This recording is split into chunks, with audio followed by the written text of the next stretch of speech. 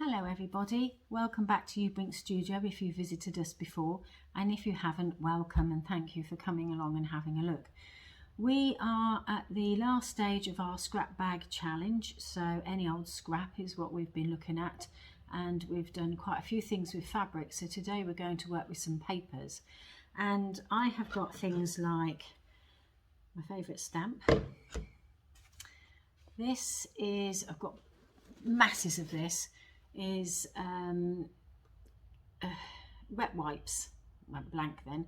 So when you've mopped up your paints and everything, lay them out to dry, because you get some of the most amazing things. I mean, look at these lovely colours. And who would have thought this is just where somebody's, you know, been drying their hands and mopping up all their mess, where they've made quite a bit of mess, and you get some really lovely colours on them. You can stamp on them as well. I have got some card stock which I'm going to use as a book. I've got some old pieces of papers here. This is handmade paper, and this has been dyed and printed through, where you just lay things on there that can go rusty, so you just add some water and some vinegar and you can rust stuff. Or in my case, I go up to the Lucky Man of the Moment shed and have a look and see what he's got lying around and pinch it. So I found the other day a huge bucket full of water, rusty water, with lots of nails and all sorts of other stuff in it. So of course I've commandeered that, so that's now mine. This is another piece of handmade paper. Now this is from a project that I did where I actually bought this from another lady, and she's used a stencil and then added some colour, which is really lovely. So I might put that in as well. And then I've got a few stamps which I may add into this little book as well there. I have got this piece of paper here. So this is wallpaper, which, you know, when you go and get a sample, don't throw it away, see what you can use. There's some pink handmade paper left over from a project. This is Tyvek onto tea bag paper, which I've then stitched into, so I may use some of that as well. And then materials wise, I've got some stays on. I've got my Kohinoor paints. I've got my Sizzix machine out and the Bonder Web, and I've got some tea bag papers as well. And another thing that I've got, I don't know if I'm going to use it though, is this. So Mother's Day, my son bought me some lovely bath things that came wrapped up in this brilliant stuff. And of course they all thought I was mad because I got very excited about this. The bath stuff was lovely as well, I really adore it, but you know, extra stuff. So what we'll do is we'll look at moving the camera so you can actually see what I'm doing, which is quite a good idea, I think. There we go. Ignore that, it's a paintbrush. Okay, so I'm going to base my book on this. This paper I've folded in half, and I am going to put that in there. Now I have to decide whether I want that the same and just cut this bit off the end, or whether I want that sticking out in the middle. I think I'm going to go with the same. Paper scissors, of course. Can't have fabric scissors for this job.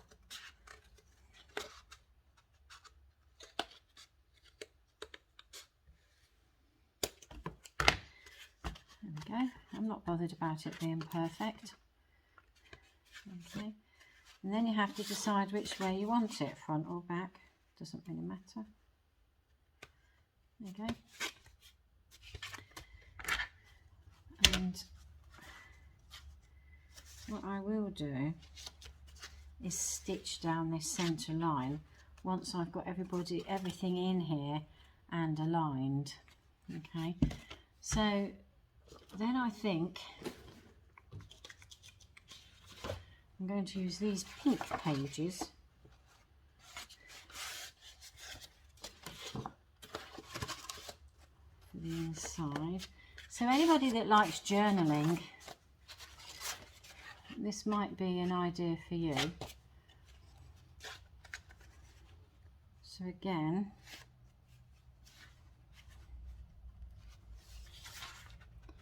I'll just give that a little mark, I think, as to where to cut it.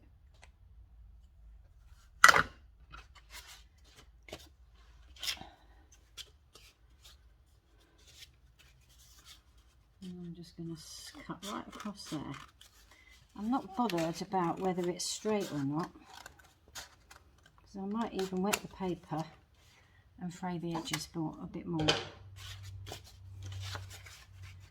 I'm also not bothered about whether they all fit perfectly. I don't mind it coming out like this. Okay, though I might neaten that off a little bit.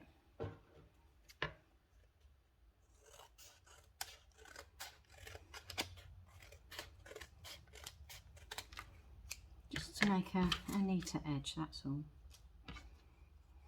Okay, so now I've got my cover 1, 2, 3, and then 4, 5, and 6. Okay, so that would make quite a nice little journal for somebody. Okay, now if I wanted to, I could add this one in. I could have a look and see.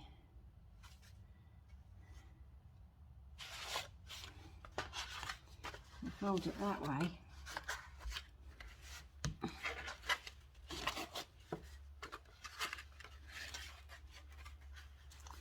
It could go in the middle.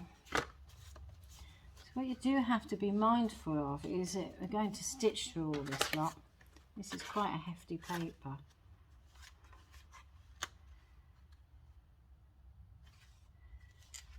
But I might also just decide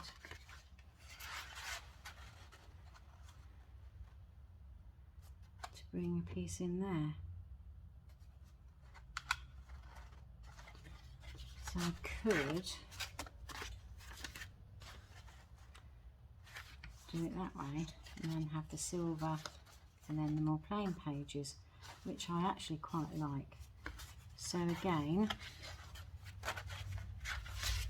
I think I'm getting ink there all over me. I'm going to line that up.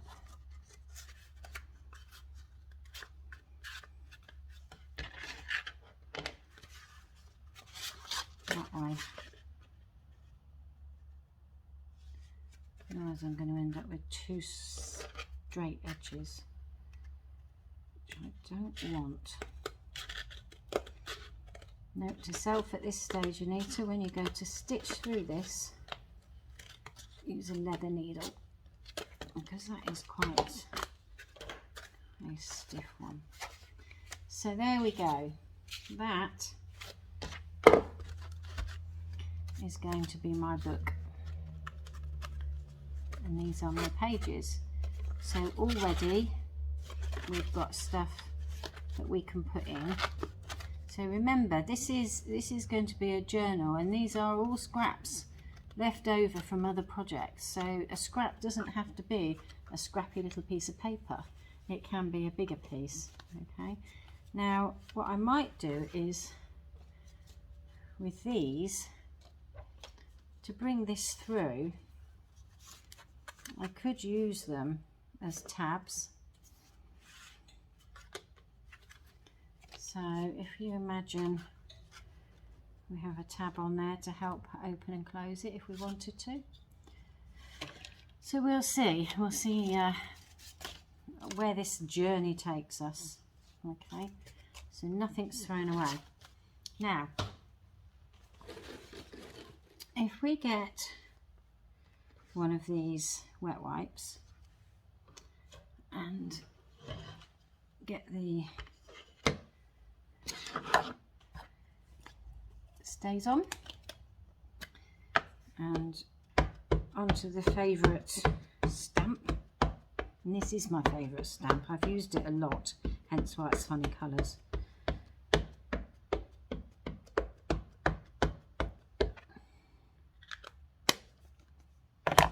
Well, really I should have a mat underneath here that's nice and soft, but I don't have one out at the moment and I don't really want to go rummaging, so I'm just going to press that onto there. Now, I must point out this mat here is a very old one, and I only use it for when I'm using papers, inks and things like that.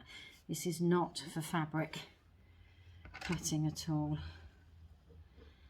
Okay. So now I can do several things with this. I have one here. Let me just show you. You see? I hope you can see that okay. So I have one here that I'd already stamped earlier, and I've ripped the edges along here. So that's the other half, the other part of it. Okay, and then I need to decide what I want to do with it. So I quite like the idea of adding one piece as an edge onto there. So do you see how nice that looks with the rust? And I don't really think that needs a lot more. In fact, if I turn that way and have that as the front of my book, I think that looks even better. Okay. We do have this very definite line across here, so we need to look at what we want to put over there. That was a torn off piece. So if I find a blue, so we've got a blue here, what would happen? Do you remember we talked about auditioning once before? So if I bring that blue in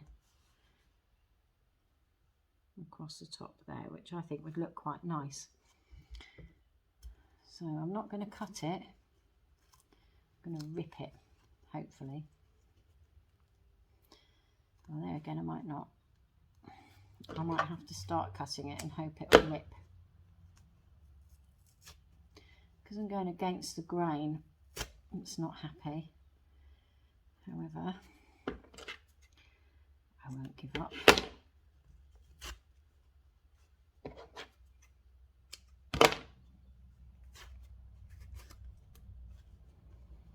Okay, so I've now got this piece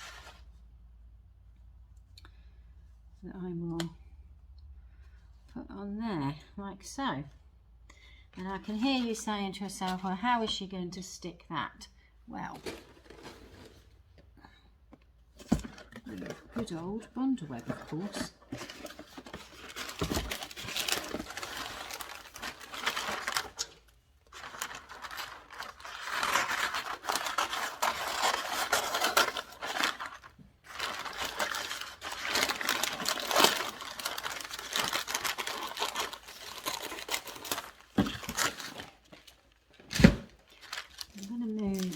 This is a box of cards on here, and they're actually in my way, so excuse me with the noise, because I need to make a little bit of room.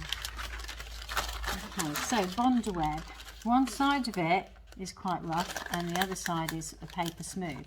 The rough side is the glue, which is what we're after.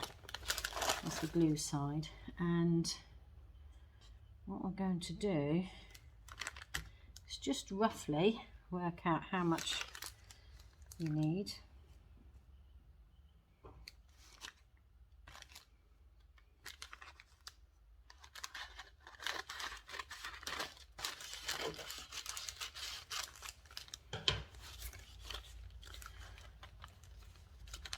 So line that one onto that one. Will that fit on there? No, that would have been too easy, wouldn't it? Keep that piece, because you will have a small piece at some point that you will want to use.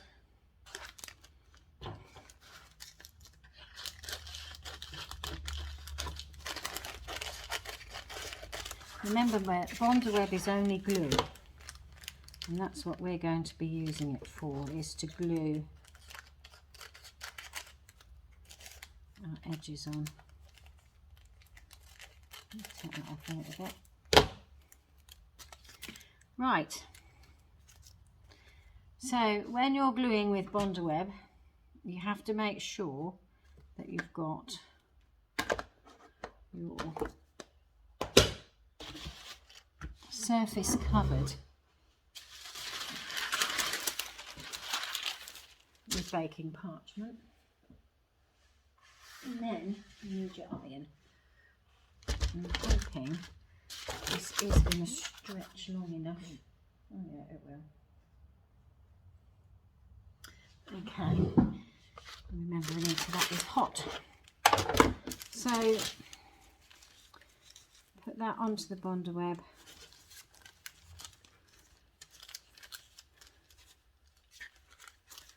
Iron it from the paper side. Just going to uncurl that a little bit.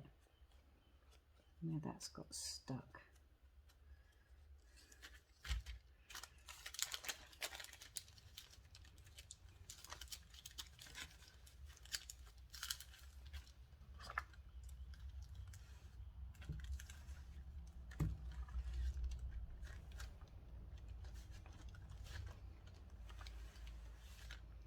We are only dissolving the glue, so we don't need the iron on too hot, nor do we need the iron to be rubbing up and down it.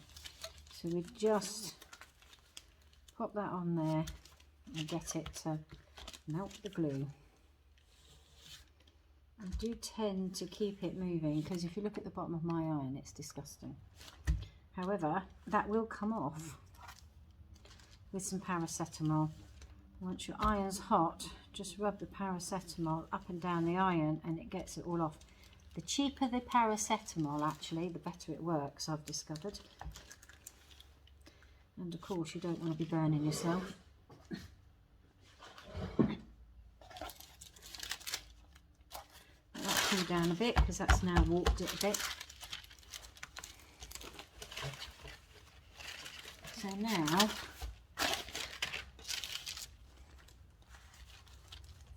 we want to place these where we need them to be. Once this has cooled down, you just tear the paper backing off.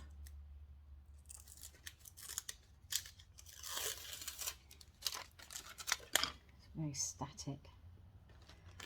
And that is ready for placing wherever you're going to put it. So I think we'll do that one first.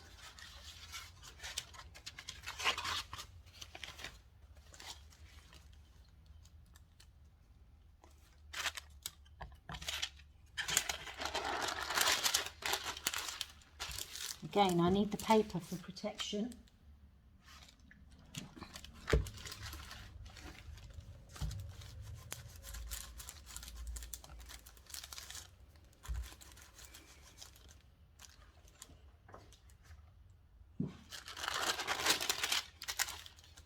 You see how that's stuck quite nicely.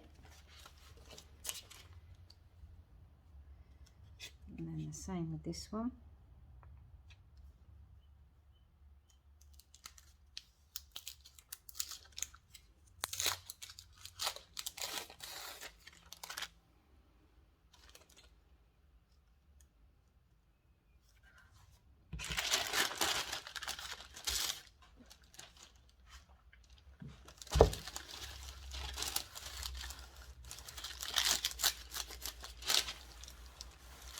I must point out, you shouldn't really iron on these. This is so old and it's been ironed on, painted on, stamped on, ripped on, everything on really. And they do go flat again. Okay, so we now have the front of our card. Okay, now when you're looking at this, can you see anything else when you're looking carefully? See, this here looks to me like a figure, perhaps a child or something. Whether you can see that in it, I don't know, but I can. I could consider drawing it in, but actually I don't want to. I just like that the way it is. So that's my front cover. Do I want to do anything with the back? I'm just going to take that off.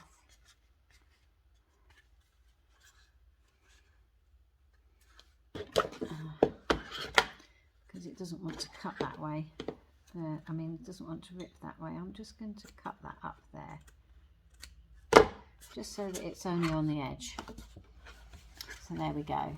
And actually that would also make a nice card. You could put that as a card to somebody. All right. And then all we need to do is put all the elements together.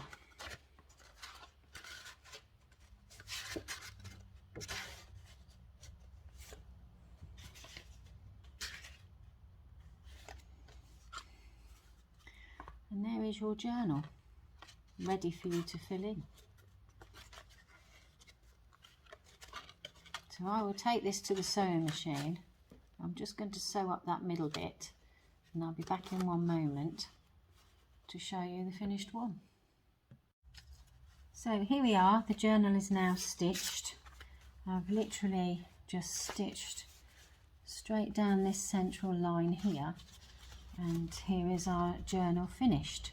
And I hope really that you've enjoyed this challenge, and I'm going to move this up so you can actually see me talking to you, which is quite novel.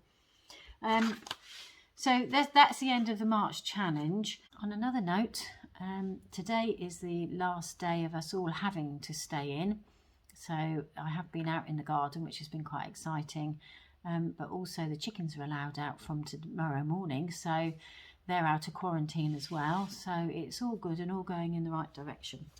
So I will see you in the next video. The next challenge that we're going to be doing is called Reclaimed Memories.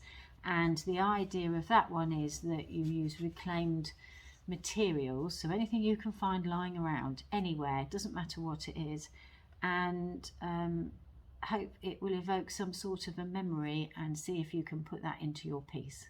So thank you for watching. Goodbye.